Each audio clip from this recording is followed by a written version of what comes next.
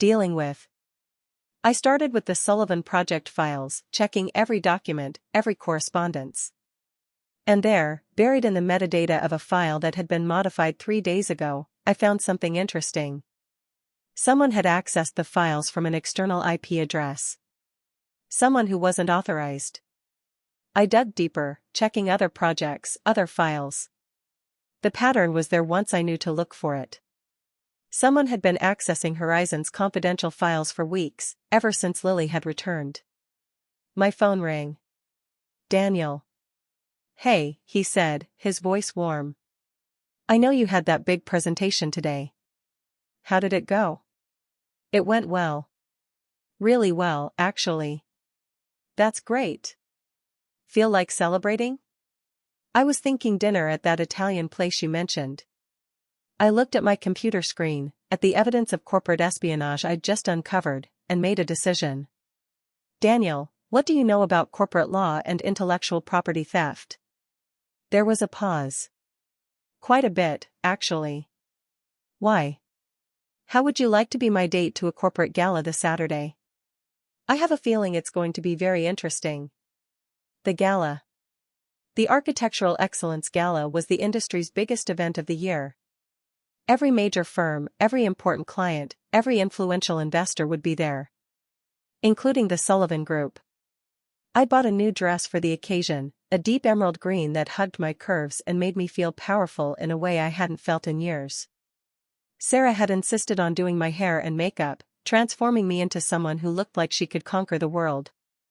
Daniel picked me up at 7, and the look on his face when I opened the door made my breath catch. Emma, he said softly. You look absolutely stunning. He was devastating in a black tuxedo, his hair styled perfectly, a small smile playing at his lips as he offered me his arm. What do you want, Lily? She stepped inside and closed the door behind her. The mask of sweetness dropped, revealing something cold and calculating underneath. I want you to stop fighting this, she said simply. Marcus and I are back together. We're in love. We always have been.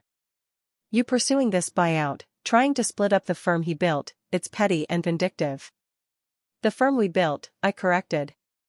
I was here from day one. I designed half the projects that made Horizon's reputation. As his employee. His subordinate. Lily's smile was sharp. Let me be clear, Emma. Marcus chose me. He's always chosen me. These past 2 months, keeping you close? That was my idea. I told him to give you just enough hope to keep you invested in the firm while I got my affairs in order in Paris. The words hit me like a physical blow. You told him to manipulate me? I told him to be smart. Marcus is brilliant, but he can be too sentimental sometimes. He felt guilty about using you, but I reminded him that you were getting exactly what you wanted, time with him, closeness, the illusion of intimacy. Win-win. I stood up slowly, my hands clenched into fists at my sides. Get out of my office. Gladly. But Emma? She paused at the door. Whatever you think happened between you and Marcus, whatever you think you felt, none of it was real. You were always just a means to an end. A talented architect and a reliable puppet. Nothing more. She left, her heels clicking against the floor like nails in a coffin. The unraveling. I sat at my desk for a long time after Lily left, her words echoing in my head. Part of me wanted to break down, to cry, to let the pain of this new betrayal consume me. But another part, a stronger part that had been growing over the past few weeks, felt something different. Anger. Pure, white-hot, clarifying anger. I pulled up my computer and started digging. If Lily thought she could come into my office and threaten me, she had severely underestimated who she was. Had worked on, demonstrating how natural light would flow through the buildings, how the courtyards would create gathering spaces, how the entire complex could run on renewable energy. Robert Sullivan leaned forward, actually interested. Catherine took notes, nodding occasionally. And Marcus watched me with an expression I couldn't quite read. When I finished, there was a moment of silence. Then Robert Sullivan smiled. Ms. Hart, that was exceptional.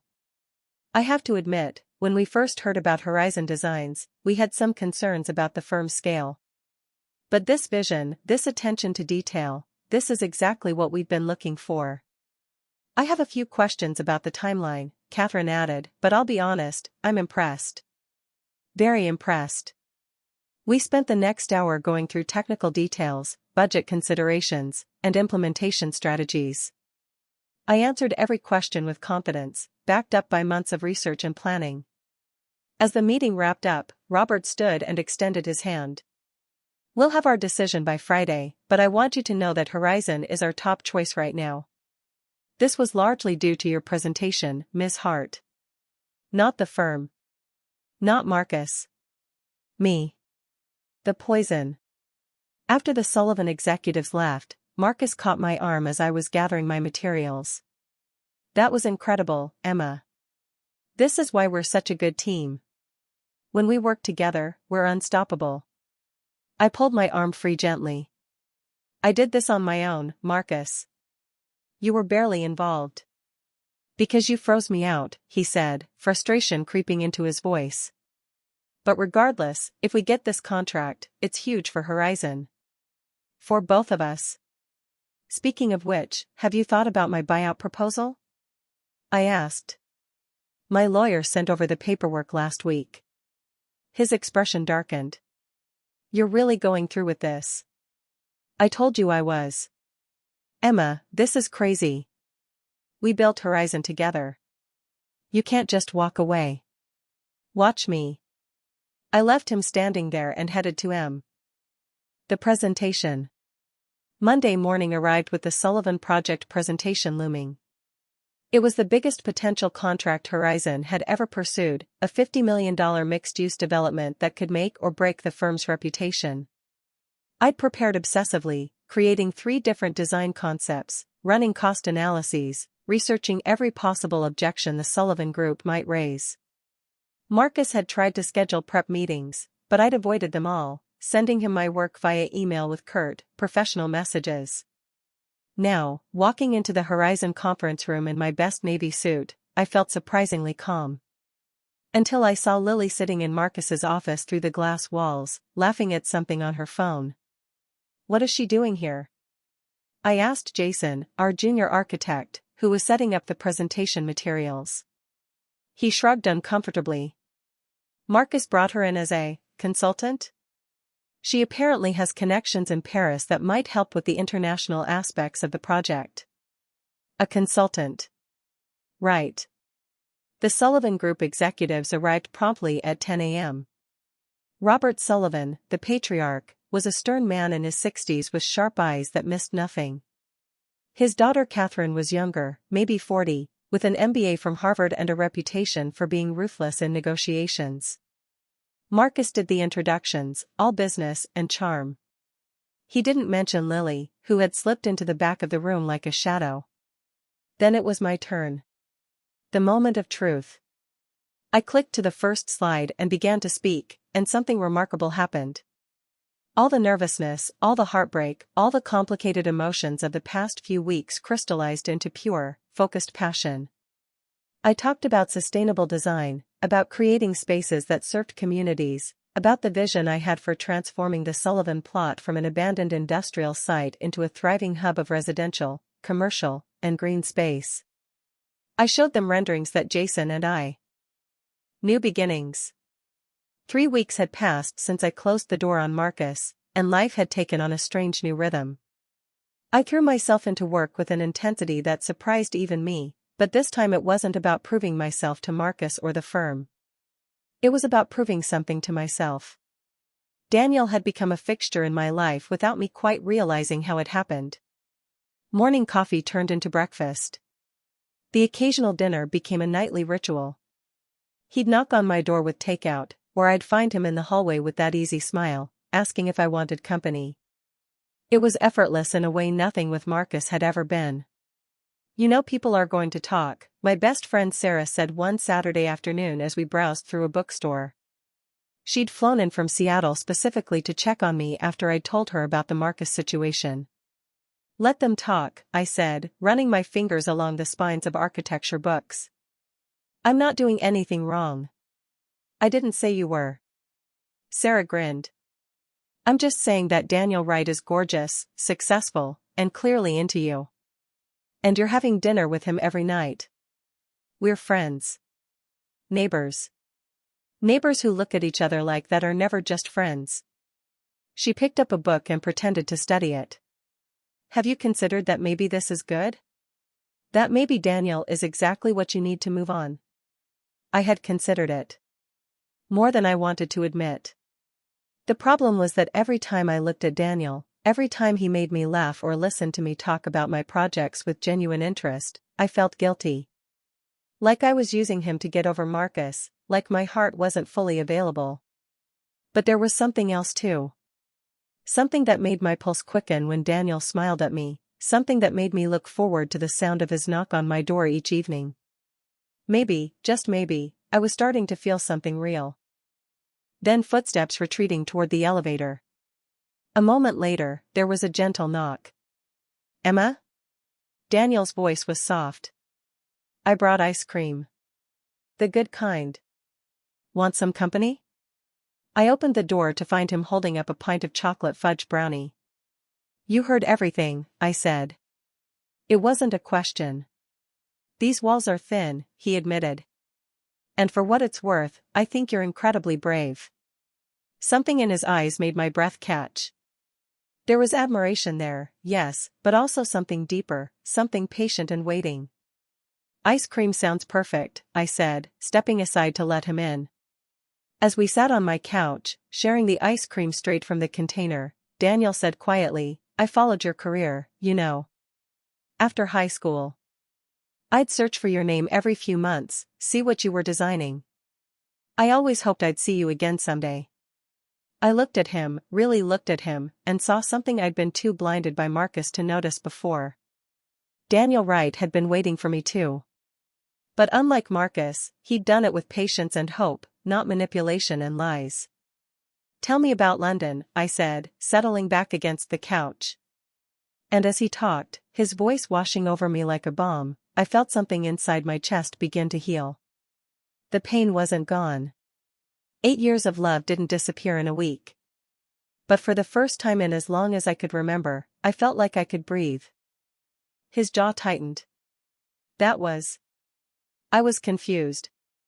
Lily had just reached out, and You used me, I interrupted.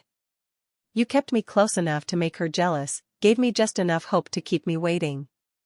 8 years, Marcus. I wasted 8 years loving you. The words hung in the air between us. I'd finally said it out loud, finally admitted what we'd both always known but never acknowledged. Emma. His voice was softer now, almost gentle. I never meant to hurt you. But you did. And the worst part?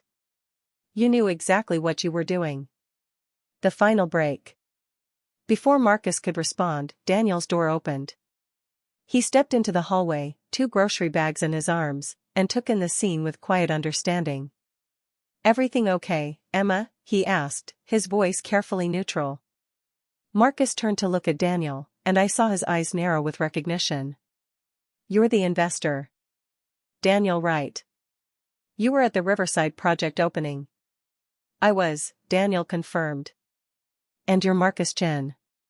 Emma's business partner. The way he emphasized business partner was subtle but deliberate. The 2 men stared at each other for a long moment, some unspoken challenge passing between them. Marcus turned back to me. We're not done talking about this. Yes, we are, I said firmly. I'll fulfill my contract obligations, Marcus.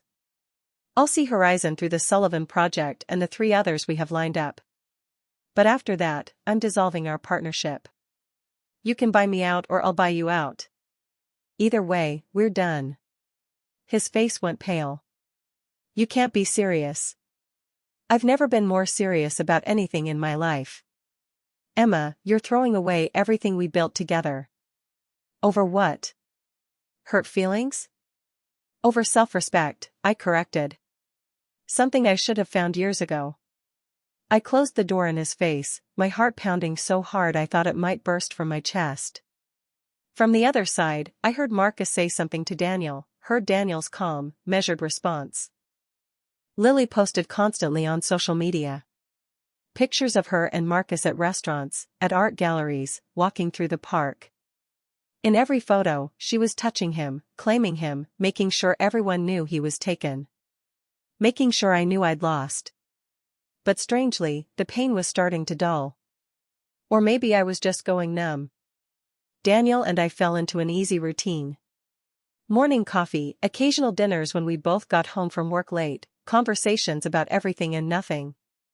He never asked about the sadness he must have seen in my eyes that first night, never pushed for explanations. He was simply there, steady and kind, with no expectations. On Friday evening, exactly 1 week after my world had imploded, someone knocked on my door.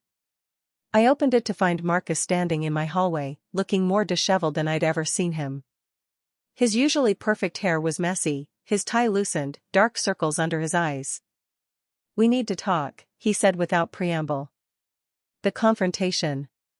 "There's nothing to talk about," I said, starting to close the door. His hand shot out, holding it open. "Emma, please. You've been avoiding me for a week. The Sullivan presentation is in 3 days, and you're the only one who can handle it. Jason can handle it. He's competent. It's not the same. We're a team, Emma. You and me. Horizon Designs needs both of us." "No," I said quietly. "You need me. There's a difference." He flinched. "What's that supposed to mean?" "It means I'm done, Marcus. Done being convenient. Done being the reliable one who's always there to pick up your pieces. This is about Lily, isn't it?" His voice hardened. "Emma, you're overreacting. Lily and I have history, yes, but that doesn't change our professional relationship." "Our professional relationship?" I laughed, and it sounded bitter even to my own ears. "Is that what we're calling it now? What about 2 months ago, Marcus? What about when you kissed me and said you wanted more?" Coffee and revelations. The cafe was cozy, all exposed brick and hanging plants. Daniel ordered us both lattes and pastries, and we sat by the window overlooking the street. "So, Emma Hart," he said, stirring his coffee. "What do you do?" "I'm an architect. I run a design firm called Horizon Designs." His eyes lit up with what seemed like genuine interest. "Really? That's incredible. I've actually heard of Horizon. You did the Riverside Complex project, didn't you? The sustainable housing development?" I blinked, surprised. Most people outside the industry didn't pay attention to architectural firms. "Yes, that was us." "How do you know about it?" "I'm in investment and development. Part of my job is knowing the major players in urban design." He paused, his expression turning thoughtful. "Emma Hart. Emma Hart. Why does that name sound so familiar to me?" Something in his tone made my pulse quicken. "Have we met before?" He studied my face for a long moment, and then his eyes widened slightly. "Westfield High School. You were 2 years behind me. You were in the art club, always sketching buildings during lunch." The memory hit me like a wave. Daniel Wright. The senior who'd been kind to everyone, who'd helped me once when some girls were making fun of my sketchbook. He'd looked at my drawings and said, "These are amazing. You're going to design something incredible someday." "I remember you," I whispered. "You graduated and moved away for college." "I never saw you again." "London," he confirmed. "For university and then work." "I just moved back last week." His smile was warm, tinged with something I couldn't quite identify. "I never forgot the girl who drew beautiful buildings." "I'm glad we're neighbors again, Emma." The decision. Over the next few days, I avoided Marcus as much as possible. I worked from home, communicated only through email, and ignored his increasingly frustrated messages. Ghosts and memories.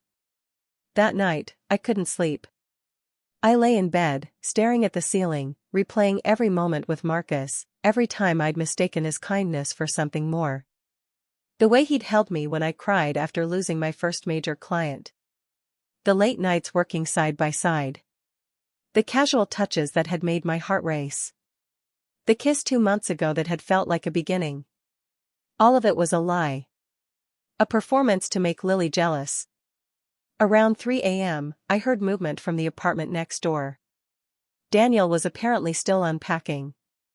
I heard furniture scraping, footsteps, the sound of boxes being opened. And for some reason, lying there in the dark, listening to my new neighbor start his new life, I made a decision. I was done waiting for Marcus Chin to love me. I was done being convenient and reliable and invisible. Starting tomorrow, Emma Hart was going to remember how to live for herself.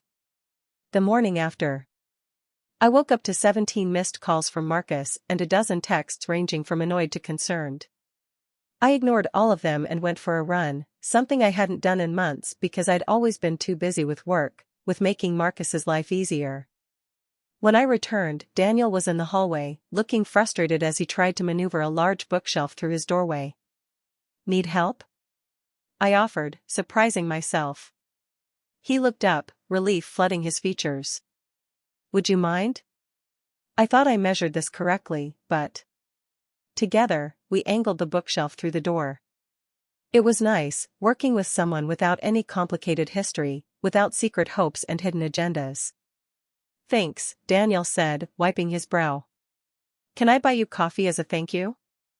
There's a cafe downstairs. I hesitated. The old Emma would have said no, would have rushed to the office to make sure everything was running smoothly in her absence. But the old Emma had gotten her heart shattered last night. Sure, I said. I'd like that. My phone buzzed. A text from Marcus, sorry about tonight. Lily's situation is complicated. Let's have lunch tomorrow? Complicated. Everything with Lily was always complicated. And I was always simple, easy, the backup plan. Not anymore. I typed back with shaking fingers, I'm taking a few personal days. Jason can handle the Sullivan presentation. Another buzz, almost immediate, Emma, don't be unreasonable. We need to talk about this. Unreasonable. After 8 years of waiting, I was being unreasonable for needing space. I turned off my phone and finally stepped out of my car. The stranger who wasn't. The elevator in my building was broken again, so I took the stairs to the 7th floor.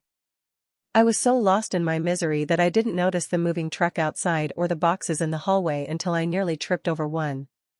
Whoa, careful there. Strong hands caught my arms, steadying me. I looked up into a face that was striking in its masculine beauty, warm brown eyes filled with concern. I'm so sorry, the man said, releasing me once I'd regained my balance. I'm moving into 7B. The movers just left this stuff everywhere. Are you okay? I nodded, not trusting my voice. My eyes were probably red and swollen from crying. He studied my face for a moment, and something flickered in his expression. Recognition? Concern? I'm Daniel, he said gently. Daniel Wright. I just moved to the city for work. And you are? Emma. Emma Hart. I live in 7A. I gestured vaguely toward my door. Neighbors then. He smiled, and there was something familiar about that smile, something that tugged at a distant memory. I hope we'll be good friends, Emma. The Sullivan Project. Business. That's all I was to him. That's all I'd ever been. But it's your birthday, I heard myself say, hating how small my voice sounded. We can celebrate another time, he said dismissively. The truth I'd been blind to. Lily's hand was still on my arm, her grip surprisingly firm. Emma, don't be upset. Marcus is just worried about you. You look exhausted. All those late nights at the office, right? He was just telling me how hard you've been working. Her words were kind, but her eyes told a different story. They sparkled with triumph, with a cruel sort of pity that said she'd known about my feelings all along. And suddenly, I understood everything. The overheard conversation replayed in my mind. If I hadn't, would you ever have planned to come home? Marcus had kept me close, let me fall deeper in love with him, given me just enough hope to keep me tethered to him, all so that Lily would get jealous enough to return. I was never his partner. I was his pawn.